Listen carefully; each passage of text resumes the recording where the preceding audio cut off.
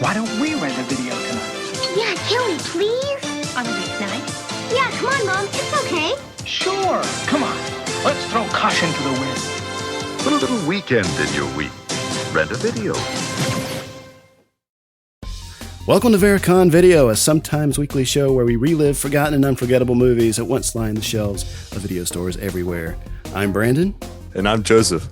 And today we're flying out to sunny Santa Flan to check out Elijah C. Scugg's fabulous FREEK Land, and in particular his star attraction, The Beast Boy, but also featuring The Worm, Sockhead, The Bearded Lady, The Hideous Frogman, Rosie the Pinhead, and Nosy the Noseman. It's Freaked from 1993, co-written, co-directed, co-produced, and co-starring Alex Winter, best known as Bill from Bill and Ted, and Ted Theodore Logan himself. Keanu Reeves has an uncredited cameo as Ortiz, the dog boy. It's a trip through absurdist humor territory in the vein of like Airplane or The Naked Gun, but this one I watched a ton as a kid, and after rediscovering it recently and talking with some of my fellow monster kids, I felt this was the right opportunity to dust it off and have a freakishly good time on Vericon Video. And I have a little announcement before we get going. I just purchased a VIP badge for the Chattanooga Film Festival in April. 4 days of screenings, parties, workshops, other events, but I happened to score a particularly special VIP badge, one of 5. So I got my golden ticket to the Chocolate Factory. And the bonus perk is that I'm going to be dining with none other than the patron saint of the drive-in himself, Mr. Joe Bob Briggs. Oh my gosh. I am so proud of you, Brandon. That's a score.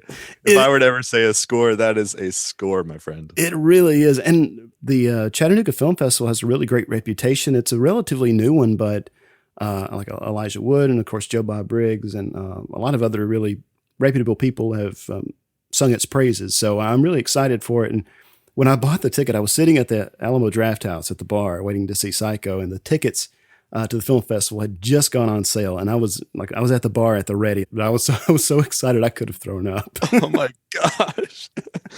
So yeah, it's going to be a good time because I'm so excited, and because it went over so well with our listeners of the last episode. Let's get you those drive-in totals. Here we go: 1 dead body, 1 breast, gratuitous conjoined twin puking, hammer to the head, book to the head, exploding airplane, airplane swallowing, squirrel chasing, masturbating claymation kid show character, machine gun foo, switchblade foo, heads roll, eyes roll, 3 stars. Check it out. Roll the film. And here's Freaked. Grab a handful of fiddle faddle and sit back, relax, and let her rip, Toad. Welcome to the Cafe 80s, where it's always morning in America, even in the afternoon. Ladies and gentlemen, this is your captain speaking. I have the only gun on board. Welcome to Con Air. Welcome to Jurassic Park. Okay, good evening, America, and welcome aboard Apollo 13. I'm so glad you could come. This is going to be such an exciting day. I hope you're enjoying it. I think you will. A seedy conglomerate hires actor Ricky Coogan as the spokesperson for their controversial agricultural fertilizer, Zygrot 24, and sends him off to South America, where he wanders off the beaten path and into the clutches of a mad scientist who transforms Coogan into the Beast Boy and the special attraction for his freak show. You'd never seen this movie before. I've never seen this movie before. First time. Several times it caught me off guard. I was like, whoa, what just happened? His face, what just happened? Or like two bodies in one, what just happened? You know? And I never thought of a cowboy as an actual cow before. First time ever. Oh yeah, like it was like a cowman hybrid thing. Yeah. Which he has full creature. And he has udders, which I think is really interesting since he's a male character, or presents it as a male character. I saw this on home video in 94, I think, HBO actually.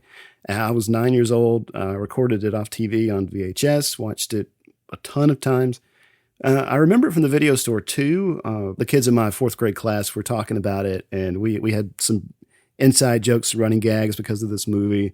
And I actually had forgotten about it until a few weeks ago.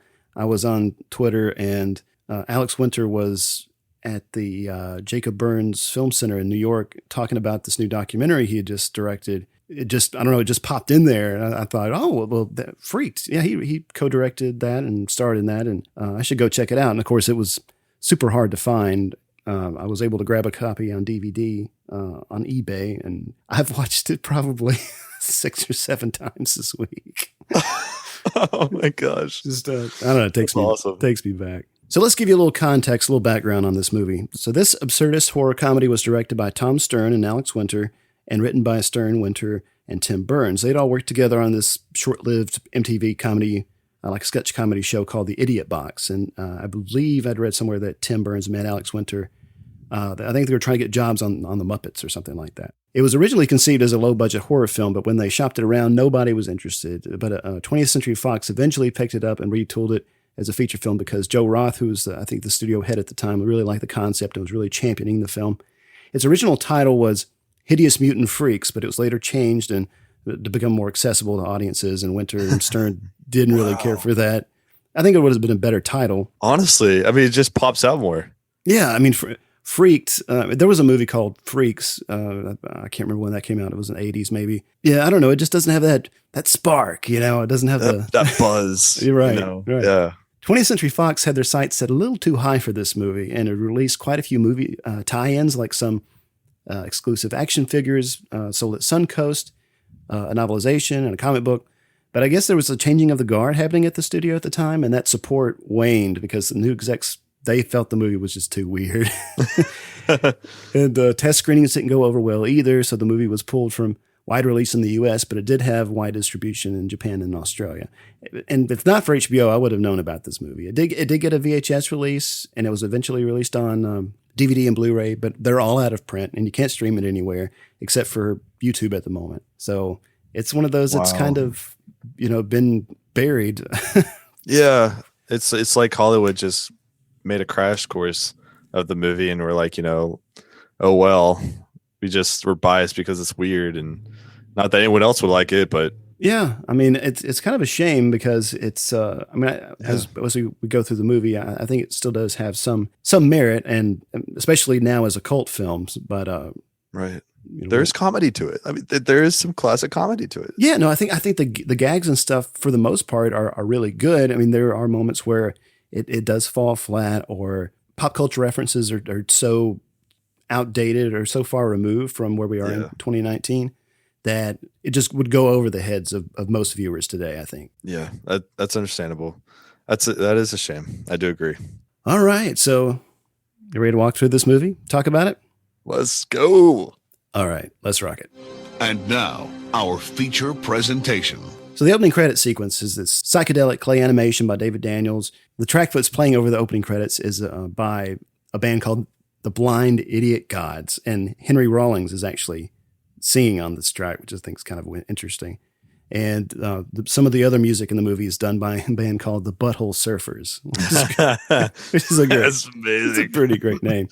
We see a title card for the Sky Daily Show, and the host is Brooke Shields, and the guest is actor Ricky Coogan, and he's in silhouette. He's we can see that he's deformed. He's got like this hunched shoulder and this one gigantic ear. We learned that as Sky Daily is introducing him, that he had this horrible disfigurement, and the mention of his name makes girls in America scream. And she's like, Ricky Coogan, ah! You hear all these screams right in the audience. Those little gags I really like because they're so they're just so unexpected. But we get that this is the framing narrative. So she's like, tell us what happened. And so Coogan's like, well, it all started. And then we go back in time, and he says that he was asked to be a spokesperson for EES, which is Everything Except Shoes Corporation. I never would have guessed that's what the acronym stood for. I know, everything except shoes. And I guess that the reach is so broad that they're peddling this agricultural fertilizer called Zygrot 24, and they want Coogan to go be their spokesperson in South America, in Santa Flan. And we don't really know where this is. It's in an undisclosed country. Ricky's there listening to the pitch by the CEO, played by William Sadler, who played Death from Bill and Ted's Bogus Journey. So they'd worked together previously. Ricky's there with his representatives, his very culturally diverse posse, and they're hearing the pitch. Bill Sadler's character, he's like, "Oh, okay, well, you need convincing, and all right, well, we're gonna bring this guy out, and he's gonna tell you why it's everything is good. It's gonna be a great thing." And this guy comes out, and I really like this set. Like the wall slides open. It's like a Bond villain lair or something. And so this guy comes out, and he's introduced as Juan Valdez. My name is George Ramirez. Whatever. Yeah. Whatever. And whatever. This is another one of those references that most people wouldn't get, because Juan Valdez was he was this character in the coffee commercials. He was this peasant guy who carried the sack around, and he was sipping hot, steamy coffee. And, right. and of course, they don't do that anymore. So Juan, or George Ramirez, I guess we'd say, is talking about his experience with Zygrot 24, and he's been along for the ride the whole time, and it's perfectly safe and everything. And this is a really bizarre scene where, as he's talking, it cuts to Ricky and then back to George Ramirez, and he's shrinking. It was so good though. Like they made it so similar to each face. Like the face just looked so realistic and similar to the actual Ramirez guy. Yeah, because they're all different actors. Like every cutaway, it's a different actor that gets shorter and shorter and shorter. And beautifully done. And the voice gets pitched higher and higher. Something about these George Ramirez's is the third one is actor and stunt performer Deep Roy, who worked on The Empire Strikes Back, Return of the Jedi, Neverending Story, Return to Oz, and he was all the Oompa Loompas in Charlie and the Chocolate Factory. So we've seen him in other places. And the fourth is Mishu Mizaros, who was the world's smallest man at the time. Wow. Yeah. He was actually, I think, Hungarian. So they had to apply a lot of makeup and stuff to make him look South American. Oh my gosh. But he was a performer with the Ringling Brothers and Barnum and Bailey Circus. So he actually kind of was, kind of in that position that some of these characters in the movie are, like as a performer, because of this kind of quote unquote freakish, abnormal quality that he has. Right. Wow, that's really cool. Yeah, yeah. And he was also Alf in the NBC sitcom when it wasn't the puppet. But nobody seems to really notice or care. He finishes his little talk. Whatever. Yeah, it's like, thank you, Valdez. And he just sticks his tongue out at Bill Sadler. But Ricky, he's like, hey, wait a minute. And they've already moved on. Here's the offer. How's $2 million sound plus expenses? Oh, wait. No. We hear you. Let's make it $5 million. Yeah, then everyone's the board is clapping, but when they start clapping, you see like they're forced to clap. Yeah, they've got these kind of like marionette strings on their arms, and Bill Sadler has this lever that he's pulling back and forth to make their hands clap together because you're just so old. I mean, it's I don't know. It's a kooky gag, but I don't like it. For men with osteoporosis, Right. Yeah. I mean, in a way, it kind of says something about executive culture. Like the decisions are made by one person, and everybody else just kind of follows along. All of these yes men. Yeah, right. Exactly. Yeah, the yes men. So Ricky Coogan agrees to be EES's man in Santa Flan. So he gets on the plane with his buddy Ernie, and this is a little gag that I almost missed. In the voiceover, we hear Coogan talking to Sky Daly, and he said that the in-flight movie was Blue Lagoon, and she says, "Oh, I heard it sucked," and she plays in Blue Lagoon. Oh my gosh! So just those little things there, little trivia. Yeah, so Ernie comes out, and he's freaking everybody out. He's got this fake hand sticking out of the fly of his pants. He's like, "Ladies, all I wanted was a manicure."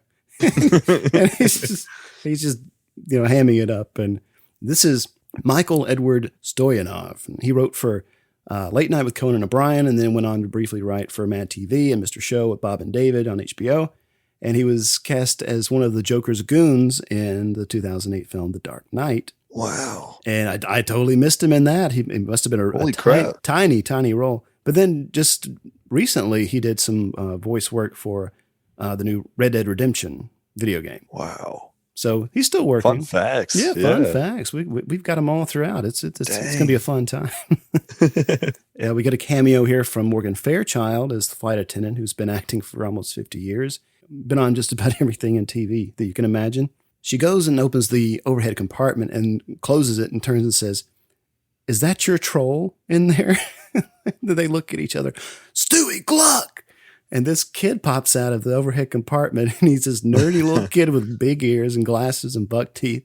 This is Alex Zuckerman. He was one of the Lost Boys in Hook, and he was also in Blank Check. He's holding this 8x10 photo of Ricky Coogan, and he's like his biggest fan. It's like, I got this still from your show, The Baker's Dozen. Will you sign it for me, please? And you get this zoom in on his gigantic teeth. And you can just tell he's a thorn in Coogan's side. So they try to run away from him and try to lock themselves into the bathroom, but Stewie's head gets caught between the door and they can't close. That poor kid, he gets roughed up a whole lot in this movie. Uh-huh. And but he says, hey, Zygrot 24 is dangerous. Why are you attaching your name to it, Rick? He's so disappointed. He starts crying, and Coogan says, "Don't cry, Stewie. Deep down, I'm still good." Which I don't know. I have a real problem with his delivery of that, because not only is it really cheesy, but it's just like he's playing this like he's a bad actor, really. I think that might be what they're not Alex Winter. I'm sorry, but the character Ricky Coogan is not a great actor. You're right though. It was the delivery. So this flight attendant pushes this food cart and it just knocks him down, this poor kid. And they're like, "Yes!" and he Stewie is trying to get to his feet, and he grabs the handle, like the hatch to the door on the plane, and it opens, and he just flies out along with some guy in a wheelchair. Just where did he come from? Right. In the first class? Yeah. This flight attendant just goes over and closes the door and brushes herself off. Yeah, very nonchalant. And so Ernie and Ricky Coogan, they toast to each other. And in the background, one of the flight attendants asks one of the passengers, "May I take your bomb for you, sir?" She's got this big bomb that's put in the overhead compartment. I mean, you can't make jokes like that these days. No, it's considered a threat, I guess. Those jokes wouldn't fly. I saw an opportunity. You took it. And you delivered. Oh man! And so the captain comes on the overhead and says, "If you look out your window, you can see such and such and such and such, and a small troll." And so Ricky pulls the shade up on the window, and there's Stewie, and he's stuck to the window screaming before he flies off. Like my nightmare.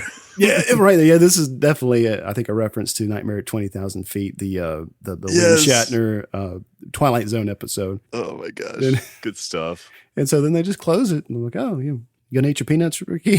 So, "No, you can have them." "Okay, thanks." And so they're just kind of chilling out.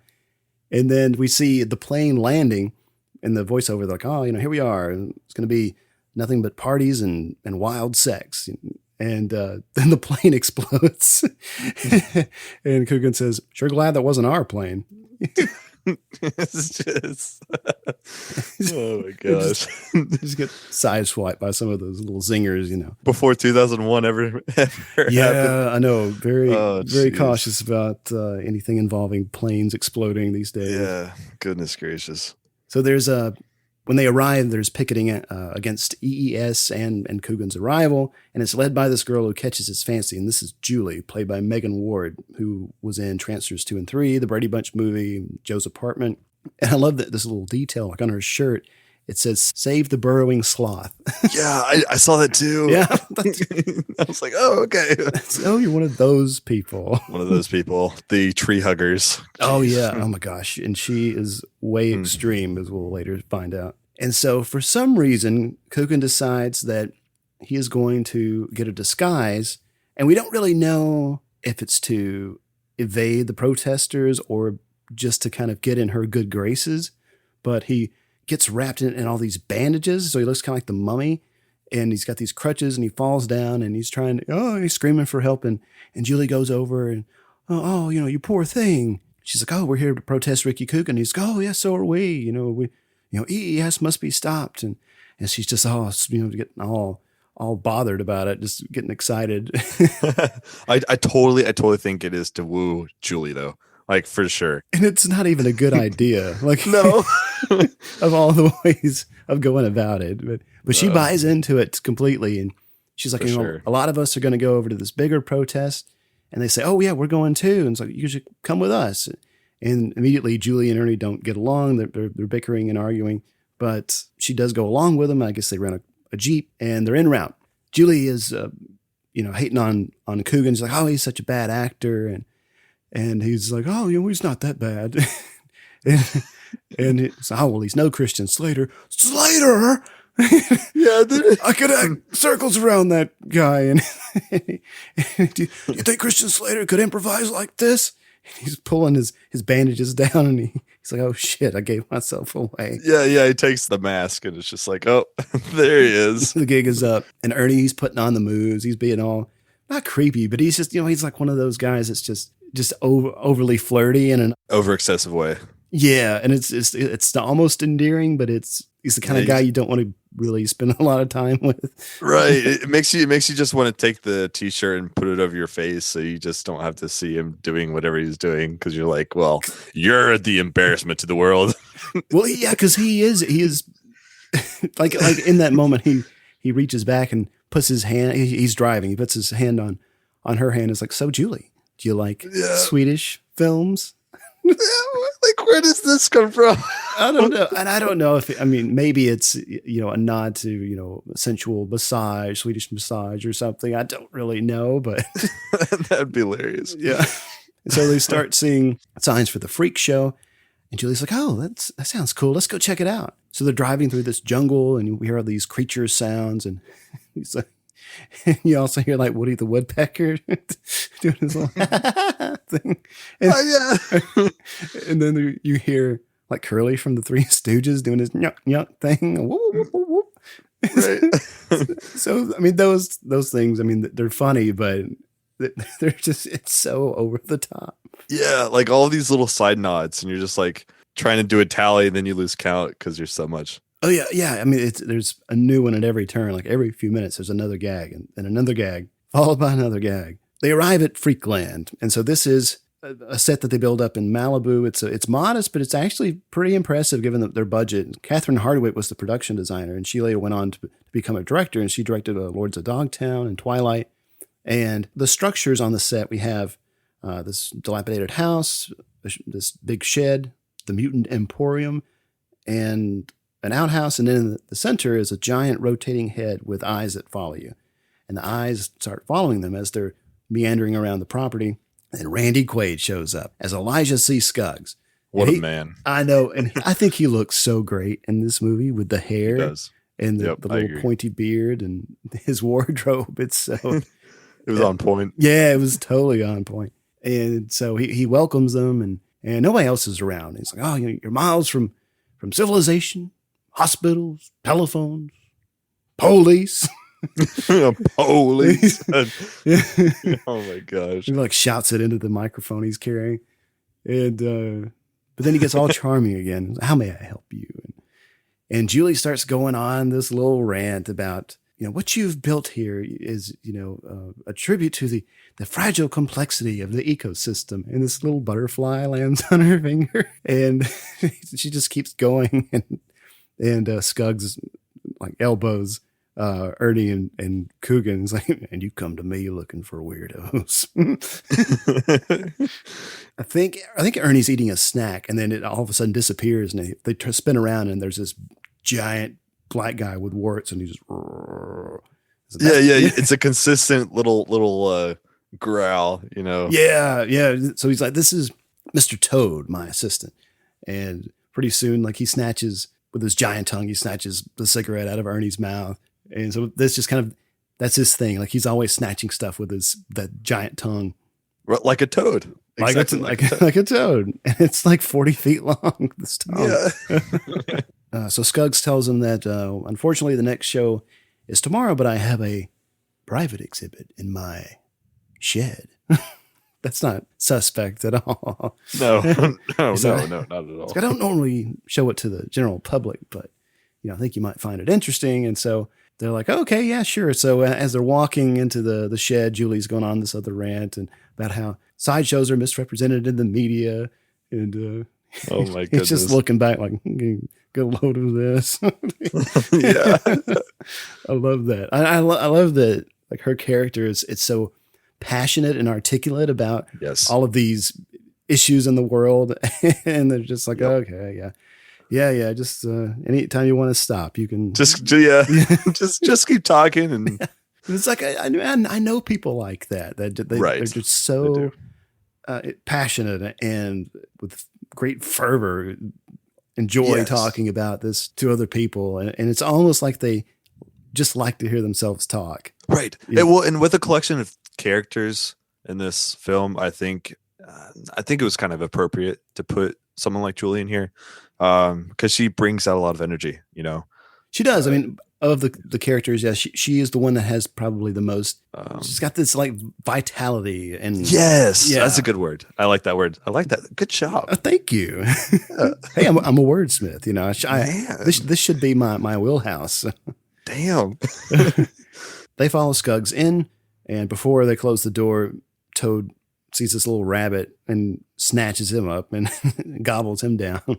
And there are only 4 CGI shots in this movie. Now, remember, this is 1993, so it wasn't as commonplace as it is today. I mean, granted, in 91, there was Terminator 2, but I digress. These effects were done by Pacific Data Images that later went on to do Shrek and Ants and Madagascar and all those movies. And so they're really booming these days. So they close the door, and there's this maniacal, sinister laughter. And when we see, Randy Quaid, he's just holding a comic book. Because I just love the family circus, and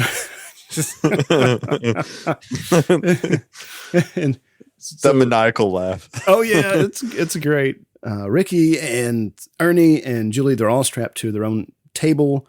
And so they're trying to get free. And Scuggs is like, perhaps I should tell you a little more about what I do.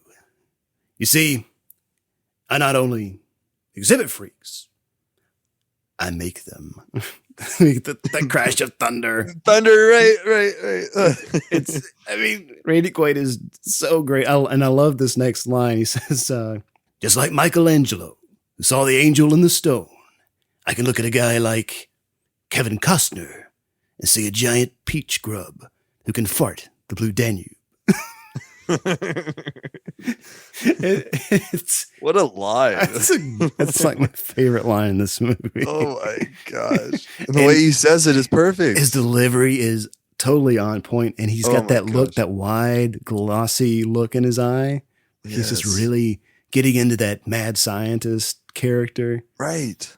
And man. So he pulls this sheet off of this gigantic machine, the Tasty Freaks machine, and they see that there's a container on top, and it's got the Zygrot 24 label. And so they freak out. Julie's like, "Oh, you're using Zygrot 24." And Ricky's like, "Hey, you're not supposed to have that stuff." And he's like, "Well, I guess I'm not supposed to have these either." And he holds up these Ramada Inn towels. Yeah. On the commentary, they said that this was Alex Winter and Tom Stern said that this was like the big laugh in the theater when they were doing test screenings.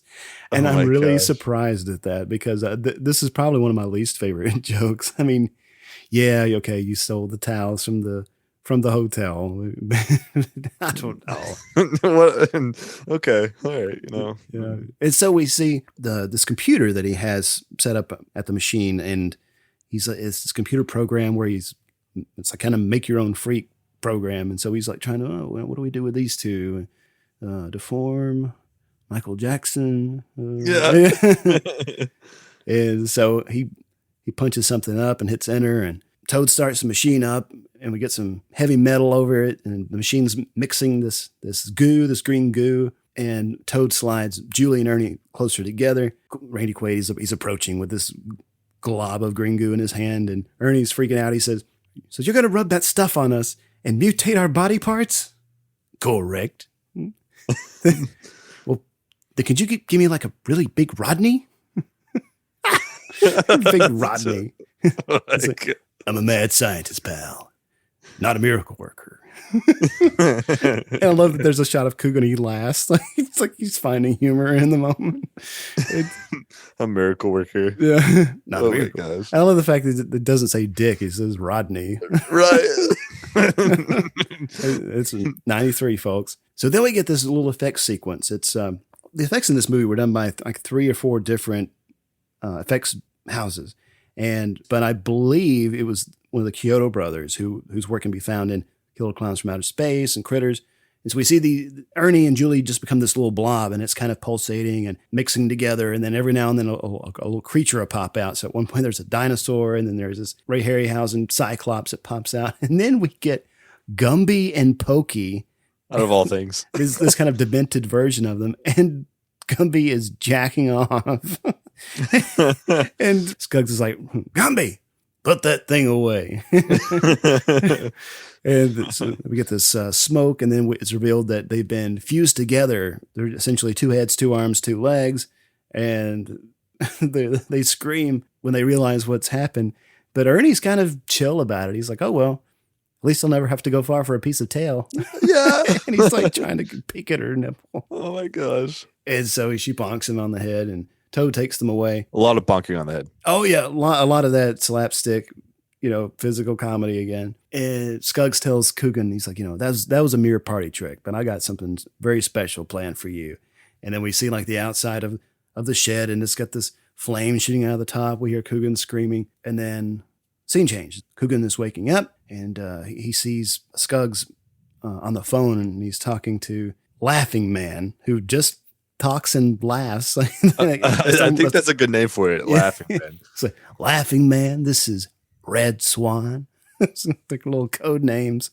It's like, "Oh, so yeah, I'm going to need some more of that Zygrot 24. And so he makes a little note, and Laughing Man, I guess, cuts him off and hangs up. It's just what does he say like during the when he's asking for what is it, the codes for it? Oh yeah, he's like, "Oh, can you spell that?" It's E-O-A.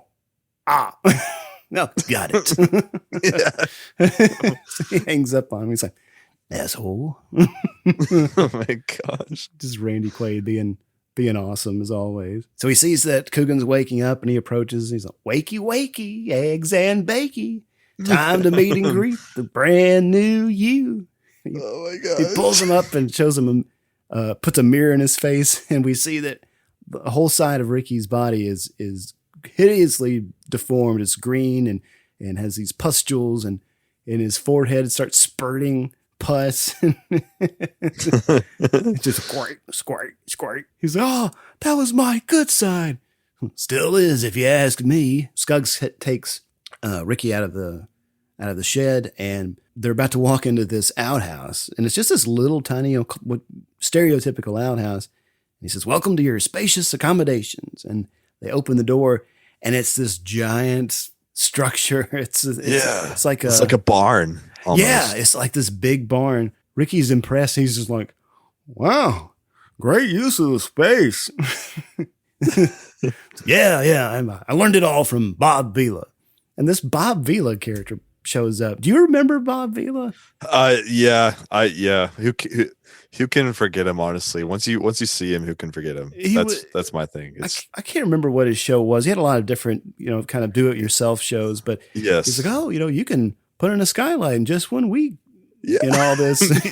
"Give it a rest, Bob." And he just pushes him out of the way. Oh my gosh! And Skuggs leaves him there, and he goes out, closes the door, and he looks back at the outhouse, and he says, "One of these days, I got to put a shitter in there." That was a laugh out loud moment. Yeah, that was a pure laugh out loud moment. It's a great line, and it also This is the second movie that we've talked about in which Randy Quaid is talking about a shitter.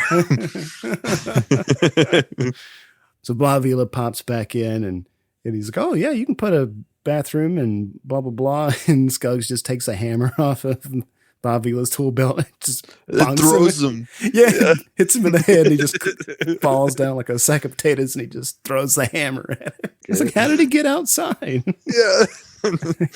And so we see Ernie and Julie and they've got this ridiculous outfit on and Coogan's like, oh, this was all your idea, I'm freaking Quasimodo. Surely it's not that bad, step into the light.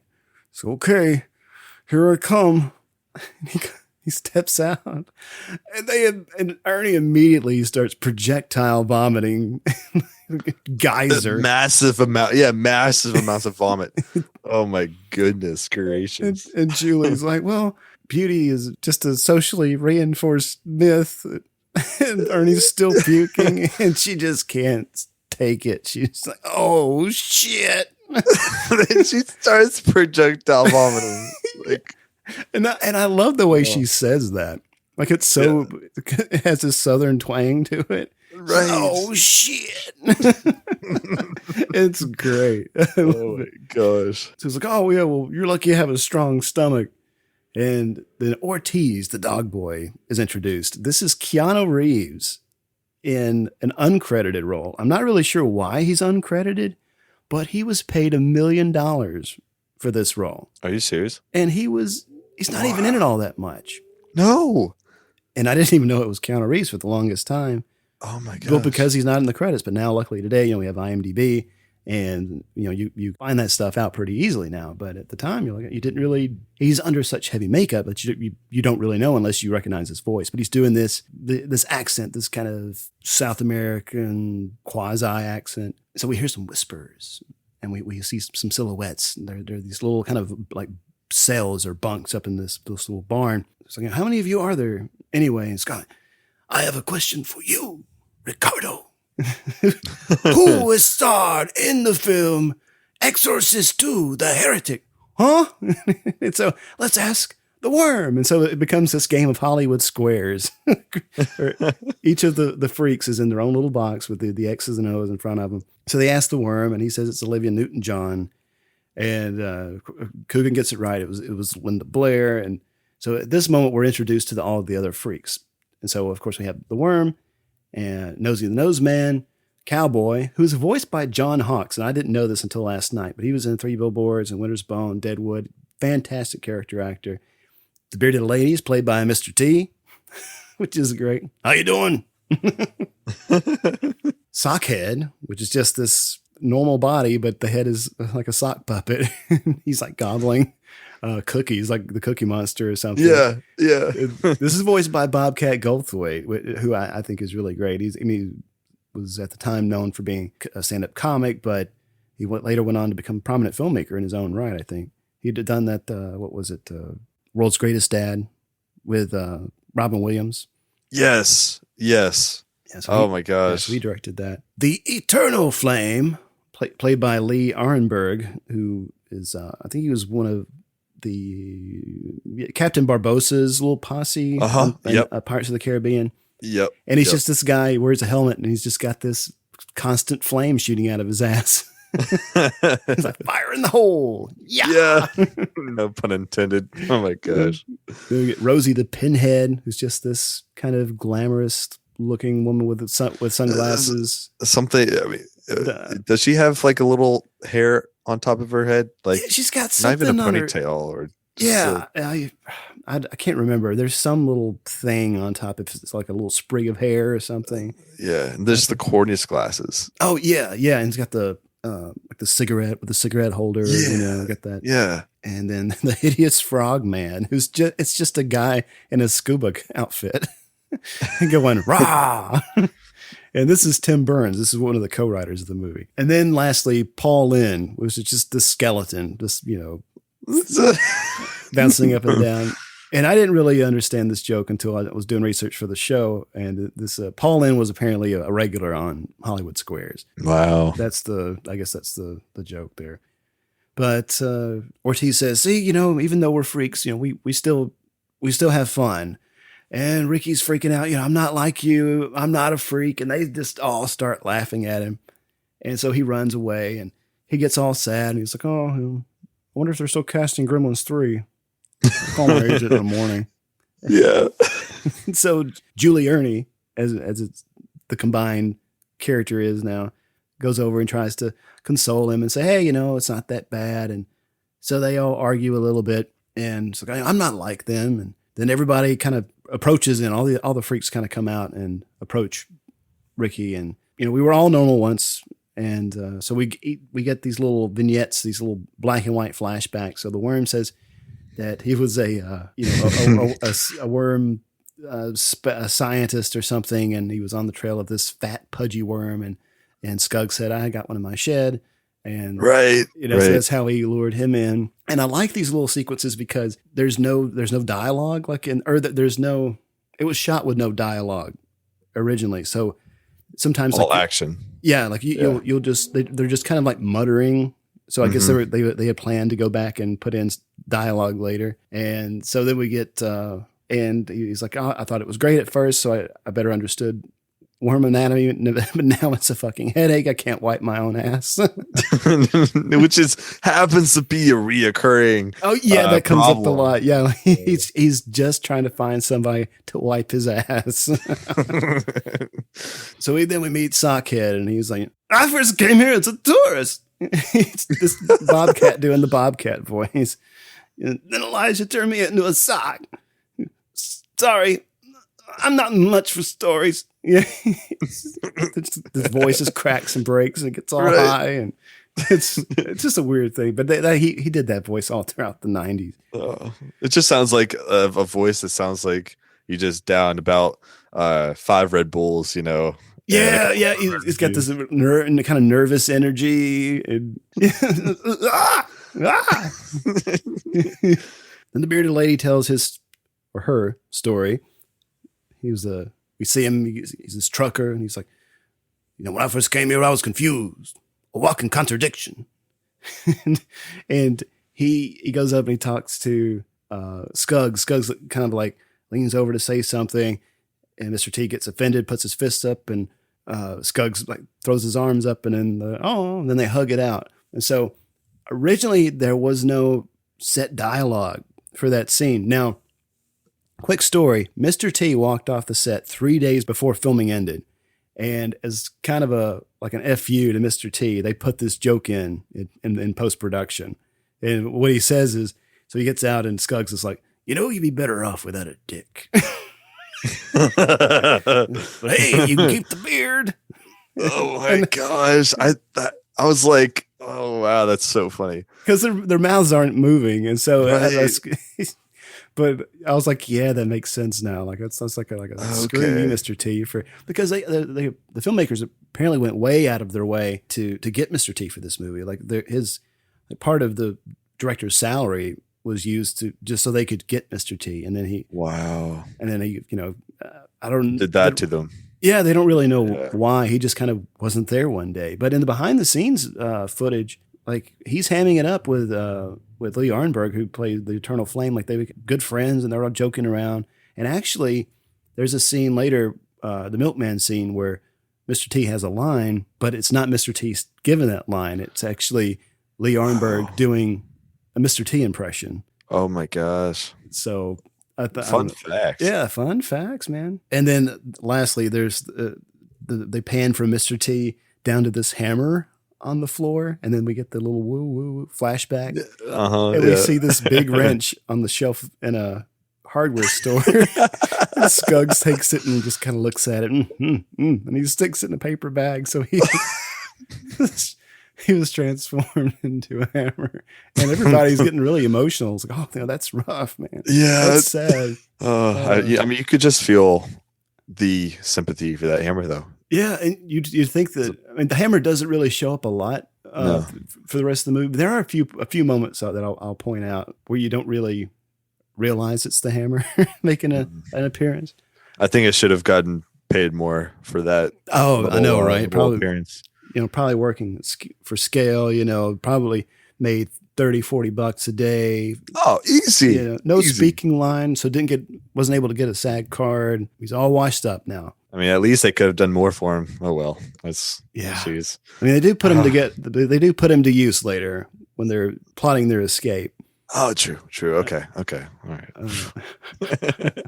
And so then we see Julie, Ernie, and Ortiz is, they're being all playful and stuff, like Julie and Ortiz, and Ernie's just trying to read a book.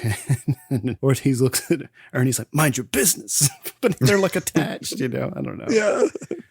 So Ricky, he's like, EES is gonna save me, and and my anatomically correct girlfriends are gonna be waiting for me, and anatomically correct girlfriends. and then Stewie Gluck makes an appearance as this little floating apparition. He's this phantom troll. Yeah, at first I thought he was like Cupid or something. Yeah. He does have that little guardian angel kind of the spiritual look to him. Yeah. He's kind of like a Force ghost or something. Yeah. Cowboy. He's talking to him, and he's seeing phantom trolls, Rick. Nope. It's like, sounds to me like you developed a telepathic bond. So he's like, oh, some of us freaks have ESP, and Sockhead, he's got ESPN. Sockhead's like watching wrestling. And so he says that troll is your soulmate. And the little Stewie's like, I'm Ricky Coogan's soulmate. Shut up, troll. So Stewie disappears, and Cowboy says, I reckon that troll could help you. You just let him into your heart. which will come back later in the movie. Yeah. A heart. Your heart. So Stewie decides he's going to rescue Rick. So he draws this little kid picture of Ricky with the monstrous side, and I'm going to take this story and get him rescued. And so we see him go into these various news outlets, and he's thrown out the window of all these places until the last one is the World Weekly News. So they're like, oh, America needs to know this is beautiful. And they print the story, and Stewie's on the sidewalk, and he's trying to bring attention to the story. And then he's apprehended by these guys in suits, and he's put in a limo. And then we get the point of view shot of what we assume is Laughing Man, because he's just laughing hysterically. And he's got this drill with this really gnarly looking bit on it. Do you remember that? Yes. And so it's like, what? This poor kid's going to get tortured. Right. Here we go. I love this. It's showtime. So everybody's filing into for the freak show, and Randy Quaid's out there. He's barking and ushering people in, and there's this little clown. Oh my gosh. And there's a sign. It's like, I'll fart your weight.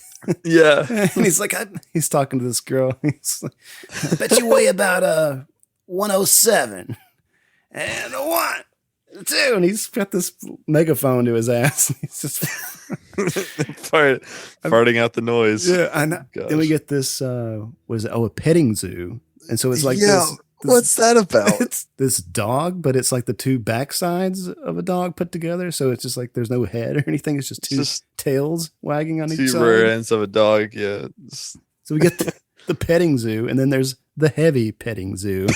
And it's just this guy with a bolo tie making out with the goat. Like really giving it the tongue, too. What an innovation, huh, Brandon? Oh yeah. I guess that's where the creation of all these mythical creatures came to be. I mean, you can't get a fawn without anything like this happening, Oh, what happens in Santa Flan stays in Santa Flan. Yep. So backstage, the Worm is talking with Coogan, and Coogan's wearing this, since he's the Beast Boy, he's got this like leotard, like leopard print thing on. And it's going, what's troubling you, my boy? The Worm says, I too had an eating disorder. I don't know what that's on. But yeah, rhyme or reason? I don't know. Yeah. But at this moment, you can see in most shots of Alex Winter, like he's got this drool coming out of his mouth, and that's actually his drool, because the way the prosthetic was attached and the teeth and everything, like it was just That's just what happened. It was just drool. drooling the whole time. Scuggs comes on stage, and this place is rowdy. I mean, people are firing guns and throwing food and screaming and running around, and it is packed. This tent is packed. And he's just like, quiet, please. And everybody sits down immediately, and you could hear a pin drop. It was like in 2 seconds, too.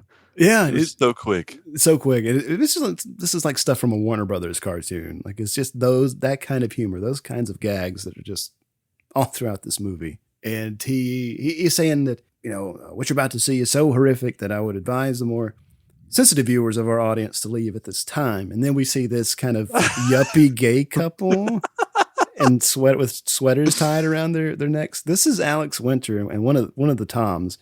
And so they're just like, mm-hmm. And they just get up and kind of walk out. Prissily walk away. There's a lot of gay jokes in this movie. So he introduces the first act. It's Rosie the Pinhead. And so she saunters out and got some nice music. And then she pulls her glasses off and her eyes are crossed. And she's just like, and starts banging her head with the microphone. And the crowd, like everybody's swaying like they're listening to the music. Yeah. Then Ernie and Julie come out. They do this little tap dancing routine. The bearded lady does this like makeup demonstration. So Mr. T's talking about I use this earth tone eye makeup, and I encourage you to experiment and just have fun with it. And everybody's like out making notes. I really like, or you see that grandma in the audience. She's like trying to do either her husband's facial hair, or you got people trying to comb beards. And then you got this professor from Oxford University. Oh, yes. Yeah. Nigel Crump. Yeah. So we get that little subtitle with his name, and he's, professor at Oxford University.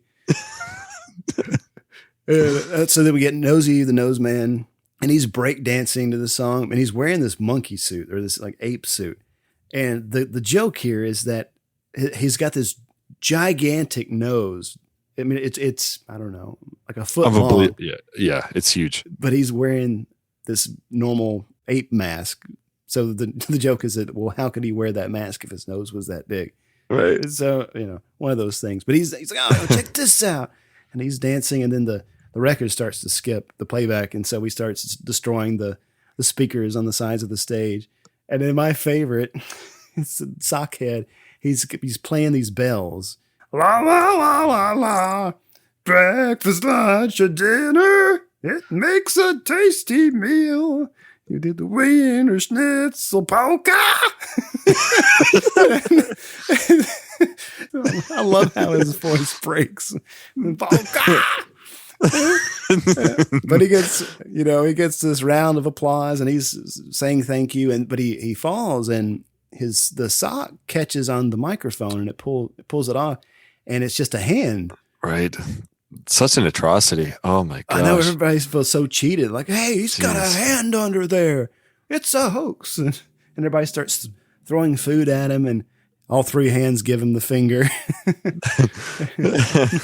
It was just like, where'd they get the food from? Like, there are several scenes in this movie where they have food at the ready to throw at people with tomatoes and lettuce heads and stuff. Oh, man. And Scuggs is trying to defend him. He's like, puppeteering is an admirable skill in its own right. Give the man his due. Then we get the Beast Boy. Everybody starts chanting for him, and he's still talking to the worm, and the worm just says, you need to turn your hardship into inspiration. You're an actor. Use that. It's called, thank you, worm. How could I ever repay you? You can wipe my ass. What a comedian. And then so the worm turns to Nosy, and he's like, Nosy, have I ever told you what a gifted artist you are? So he's going to try to get Nosy to wipe his ass. Yeah. So Coogan comes out in this early modern costume, and he's doing the open soliloquy from Richard III. And as he, now is the winter of our discontent, all that. And Scuggs is backstage. He's like looking through the script. He's like, what is this crap? And then we get Professor Nigel Crump from Oxford. And you're watching a brilliant reading of the opening soliloquy from Richard III and blah, blah, blah.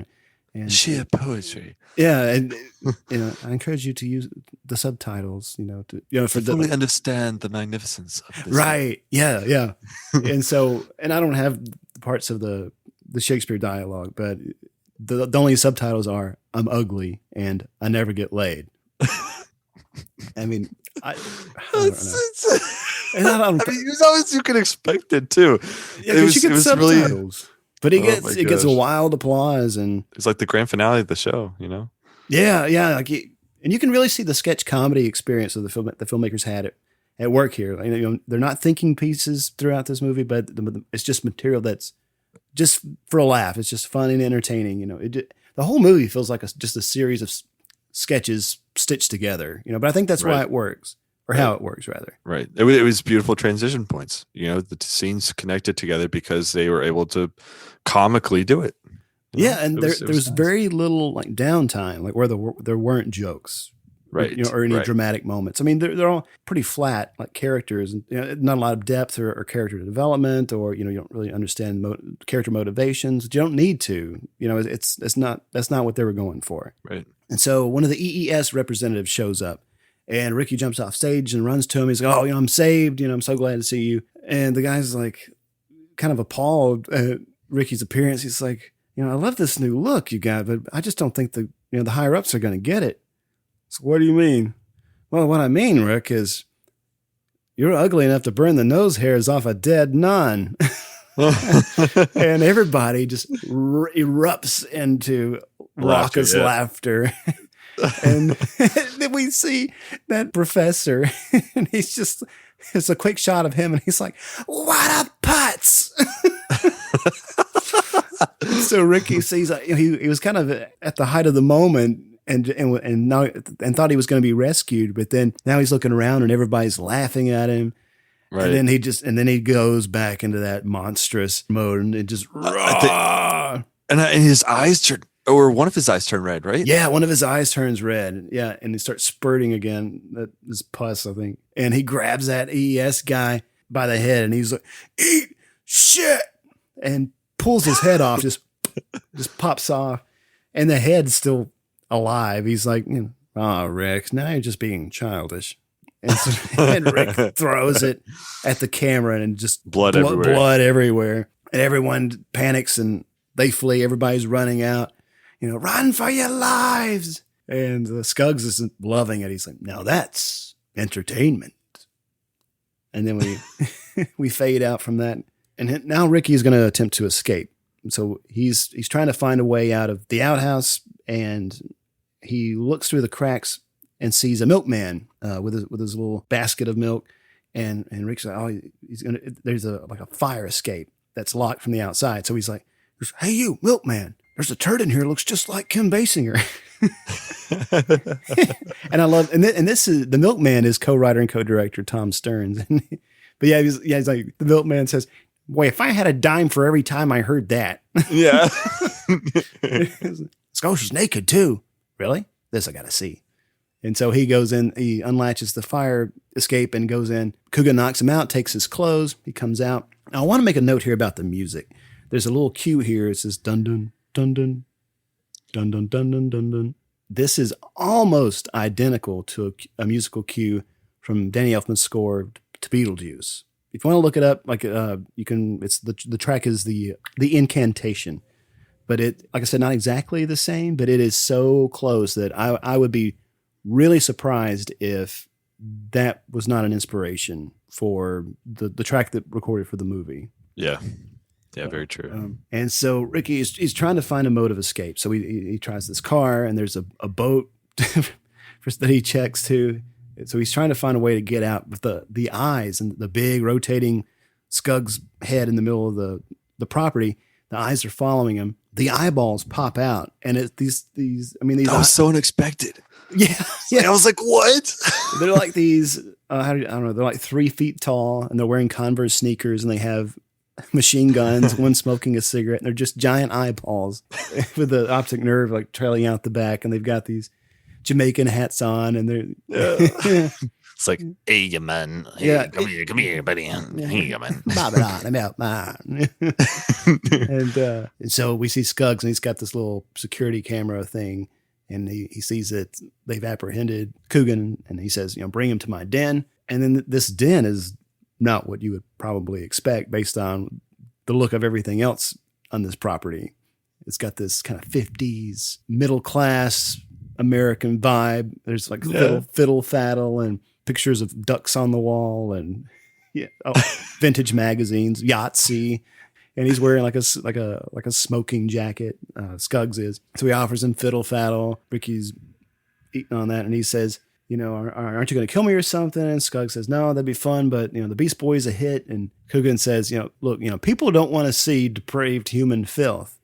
He said, oh, and I suppose Jake and the Fat Man was just a fluke.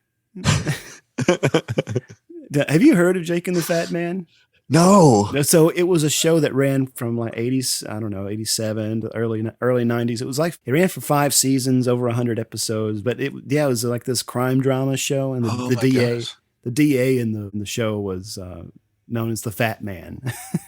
Oh, wow. And oh my God. I mean, you couldn't get away with that nowadays, calling anybody a fat man in the title, I don't think. That's why this was just good, though. It's just good humor because I don't know. Today's humor, you have a thin silver lining.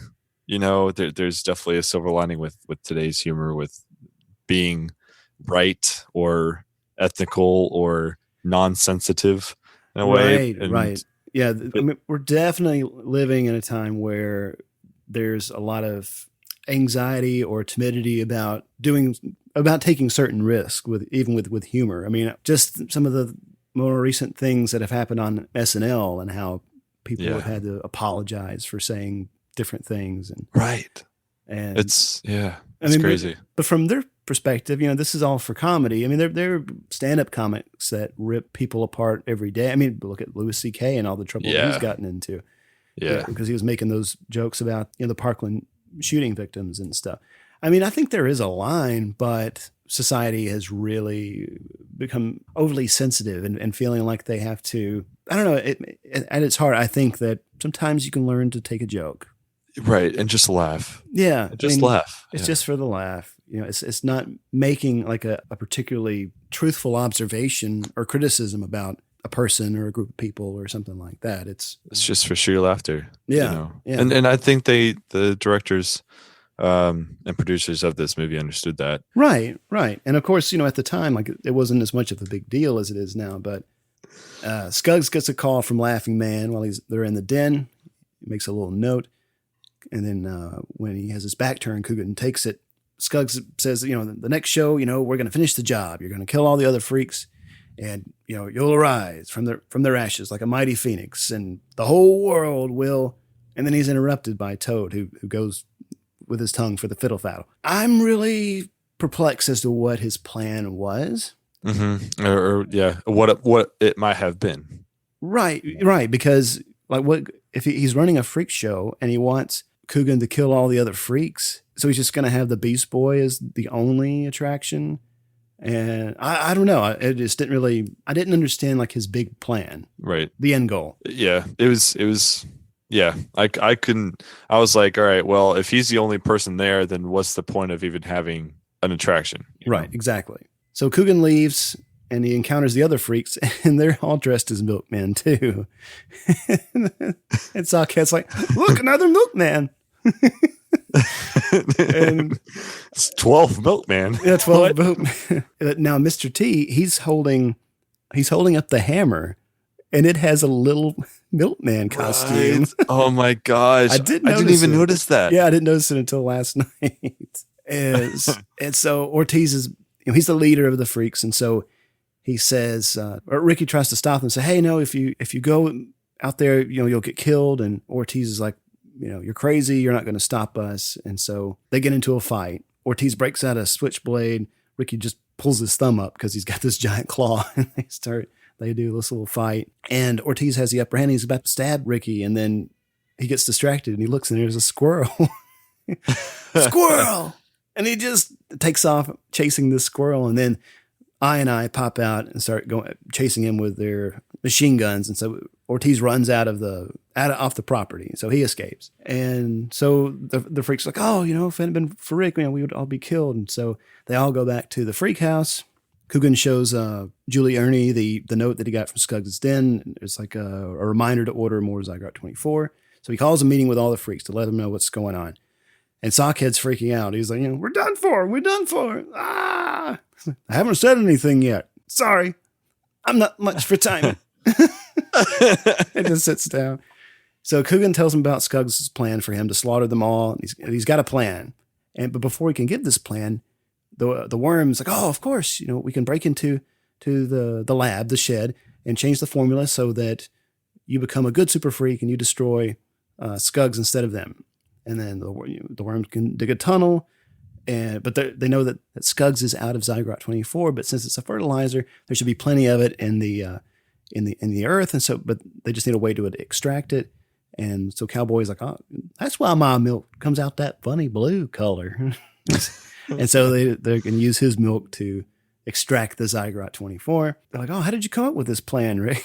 And he's just like, well, actually, I was just going to suggest that we send away for sea monkeys, train them to fire guns and make a break for it.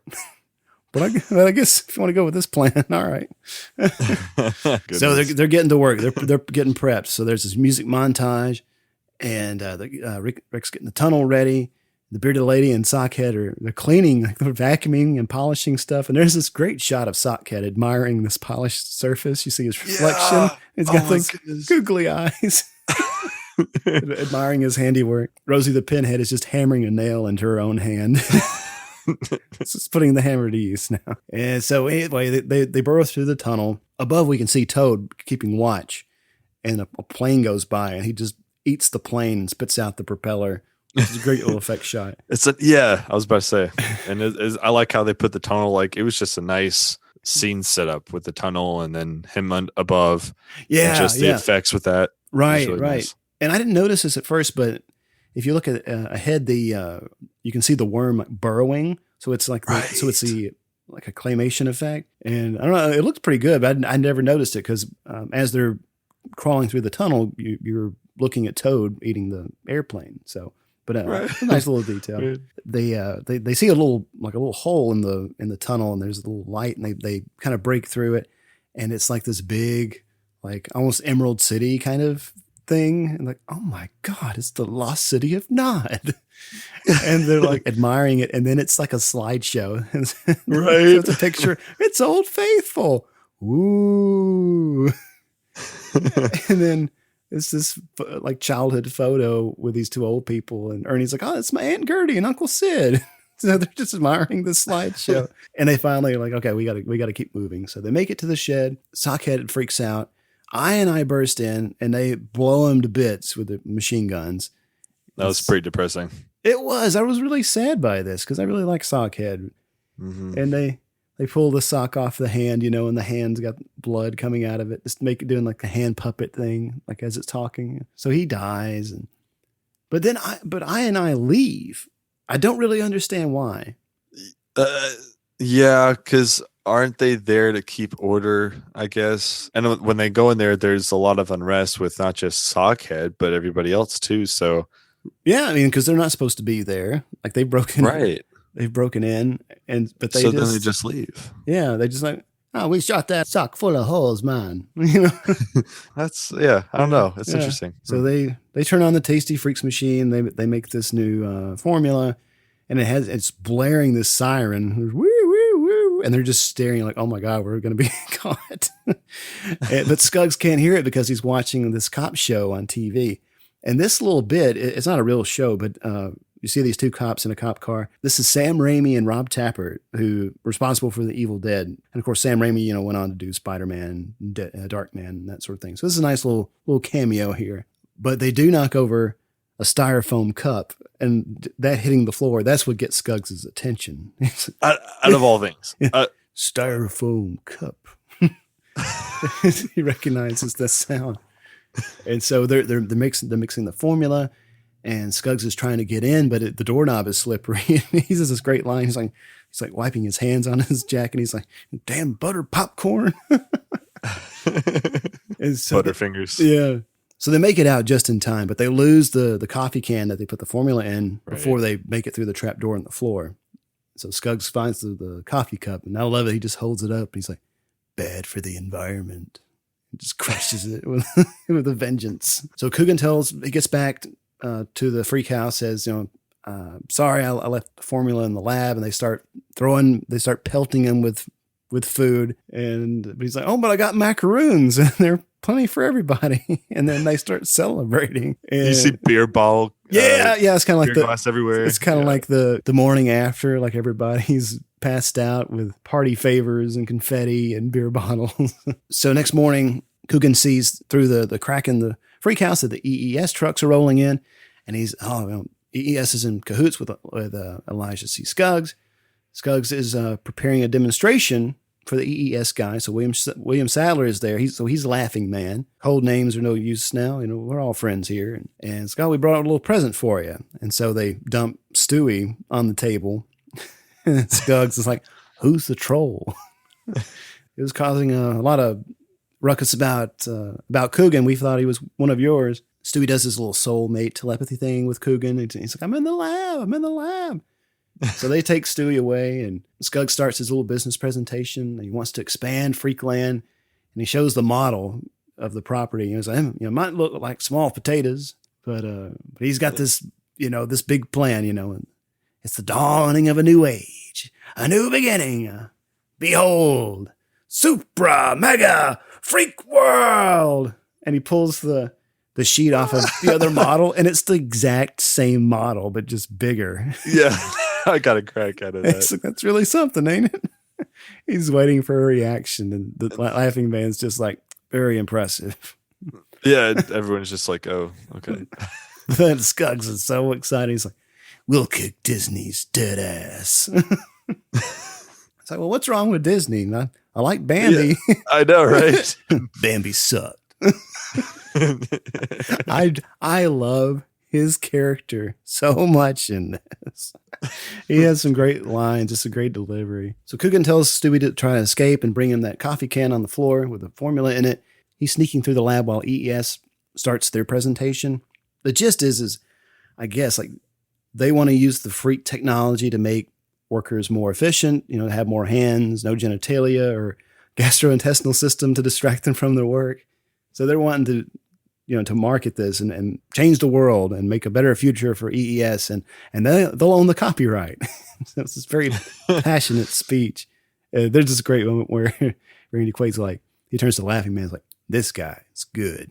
We lured him away from Pepsi. That's funny. So we're back at the Mutant Emporium on show night.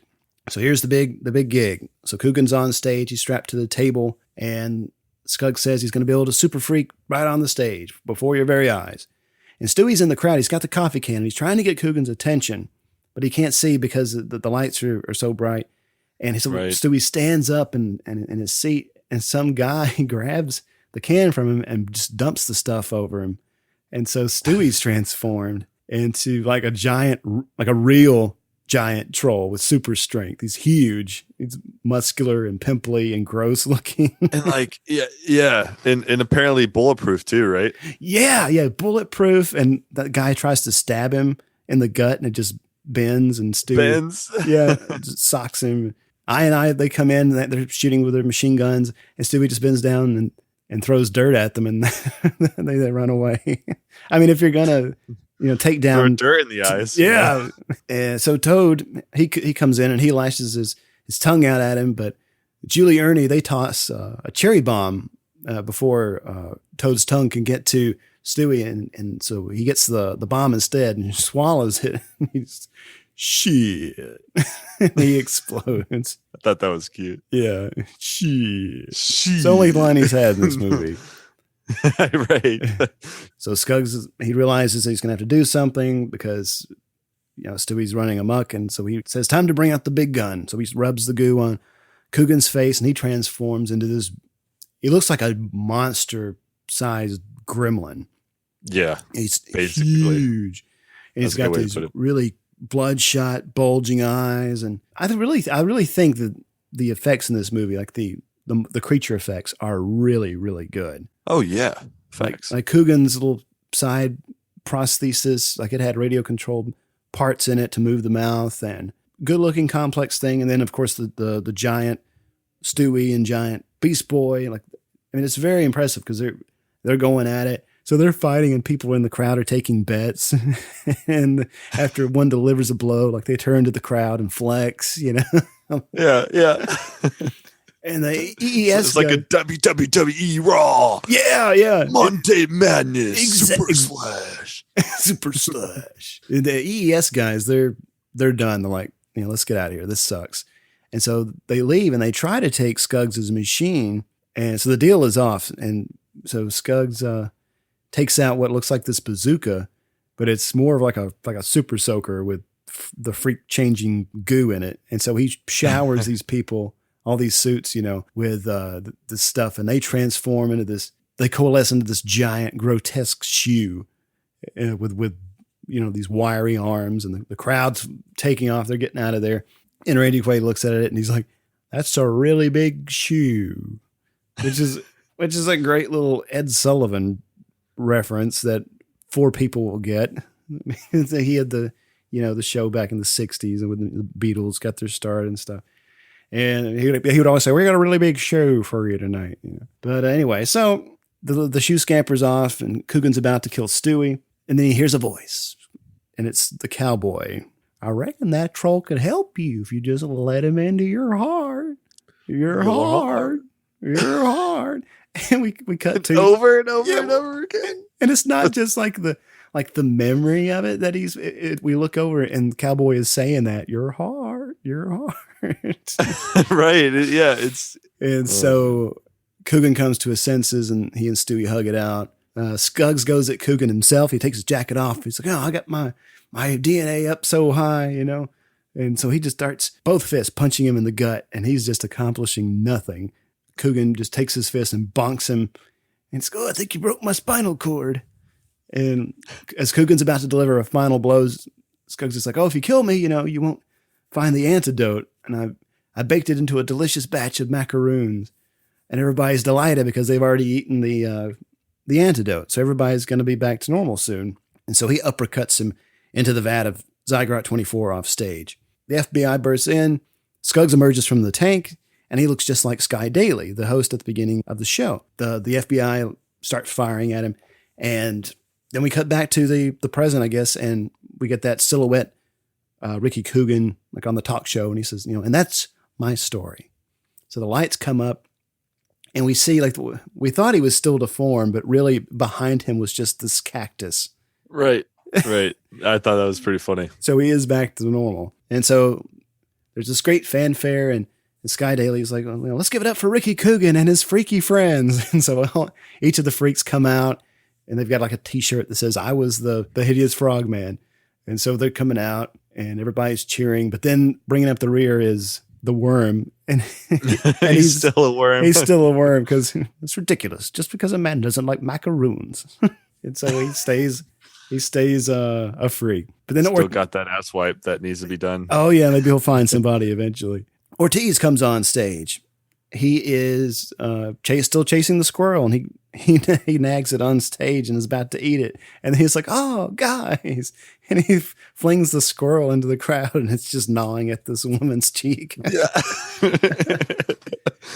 And so Sky Daly's like, "Oh, so you're saying he really looked like me?" And it's, yeah, looked just like you, Sky, except he had these hideous mutant feet. And they look down and they see it's got the feet. The feet, right? Yeah, we actually get that cue from Psycho called "The Murder." It's the shower scene, the ring, and the voice is Randy Quaid. He was like, "I'm gonna drink your blood," and pulls out a machete, and then someone shoots her, and it's Julie. And she comes out, and then the Sky Daly Scuggs creature comes back, bam, bam, shot again. And it's Ernie. So he comes out, then Stewie makes an appearance. And then they give this is what we learn speeches. And all the while Stewie's scratching his ass. It's really nice. It's like they're trying to have this deep moment, but. Right. And you hear this, I mean, the sound effects like this. Yeah, Scratching wood. Yeah, that's what it sounded like. And then, of course, Julie and Ricky end up together. They kiss on stage. And then just as Scuggs comes back for one last scare, that's it. Slam the credits. Roll them. That's Freaked. Boom. Ring a ding ding. So what do you think? Final thoughts, value of the movie? I really like the absurdist universe that this movie takes place in. Like there's so much stuff that, of course, would never happen in reality, but it all kind of makes sense, like within the world they've created. Like I don't know. There's just something about it that it feels very crafted. Does that make sense? You know? Yeah, it does. They took a lot of risk when doing this. You don't see it often because many directors feel as if they need to relate with much of staying on the side of their audience, or when people watch it that they don't feel offended 90% of the time, you know. But with this movie, they do, at least in my opinion, and I know yours too, they do a beautiful job with sharing the load of comedy with each character. Yeah, no, I think so too. And it feels like a very small movie, like in scope, because really, besides the stuff at the beginning and the talk show, like it's all there on the Freak property. It's all there on the same set. I liked how contained it feels. It feels very, streamlined, I guess. Like there's not a lot of fluff. The movie is 79 minutes. Right. Right. I think this movie definitely got a bad rep. I don't know why. I think it deserved better than it did from Hollywood. Yeah. I think it definitely was kind of this perfect storm of bad things for them. Like when the support from the studio kind of started to fall apart, and with test screenings not going so well, when they didn't get that wide release in theaters, like I think that was the nail in its coffin. Like people just didn't really see it unless you rented it by chance on video or saw it on HBO like I did. Right. And it's definitely a take it or leave it kind of film. You either love it or you either hate it. And yeah. No in between. Yeah, the movie doesn't try to be narratively impressive or too clever in its humor. Yeah, it is what it is. Take it or leave it. I like the creature effects. And like you said, the boldness and riskiness of doing a movie like this. Some of the humor, like we said, doesn't work for today because the references are dated.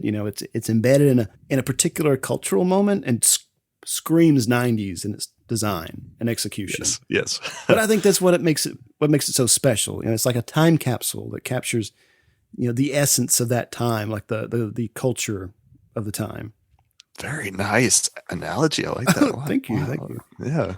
And this movie's getting a lot of renewed love in recent years, as a cult film. Mondo announced recently in August that they're going to be releasing the soundtrack on vinyl, which it never had an official release. So that's going to be coming sometime this year. The cover art was done by the guy who did the opening credits sequence. So they got some new art there. And I've seen a few other things. I've seen posters. I've seen like enamel pins with the Ricky Coogan Beast Boy face on it. So it's I'm hoping that it'll get a deserved release again soon. The movie is, like I said, hard to find. I picked up the Anchor Bay 2-disc DVD. I highly recommend that. You can find it on eBay. There's some on Amazon. The Blu-ray, skip that because it's bare bones. It's just the movie. But the 2-disc set it's got a ton of stuff. It's got a lot of behind the scenes footage. It even has the entire movie like as a dress rehearsal. So it's like the prep for the movie. It's got a great commentary. So if you're interested in seeing the movie, go pick that one up. And if you're wanting to see more stuff about mad scientists transforming people into freaks, but more hardcore, you should check out Test Pattern's latest episode on The Human Centipede and Tusk. It just came out today. Oh man. Yeah. Those are some good films right there. Oh yeah. Yeah. You might want to have a barf bag handy because for sure. We'll get to you. All right. And now, coming soon to video cassette. Next time, we're going to be talking about The Shawshank Redemption from 1994. We're going to be checking in with Andy Dufresne. So we'll be talking about that next week. Remember to rate and review the show on iTunes, and if you have questions or suggestions or just want to tell us what you think of the show, email us at Vericon Video. Call the Vericon Video hotline, 312-620-5560. You can find us on Facebook, Twitter, Instagram, at Vericon Video. Check out our Patreon page if you'd like to support the show and get bonus episodes. The link is on our website, VericonVideo.com. We hope you enjoyed today's episode. We will see you again next time to talk about another exciting movie from the rental era. So long, everybody. Peace out, guys. Goodbye, Vietnam! That's right. I'm history. I'm out of here. I got the lucky ticket home, baby. Okay, bye-bye. Thank you. Bye-bye. Bye-bye. Bye-bye, Jenny. Bye-bye, boys. Have fun storming the castle. Goodbye. Do take good care of yourself. What is this, your farewell speech? Going home. Have a good trip. Hasta la vista, baby. I have to go. Adieu, auf Wiedersehen, Gesundheit. Farewell.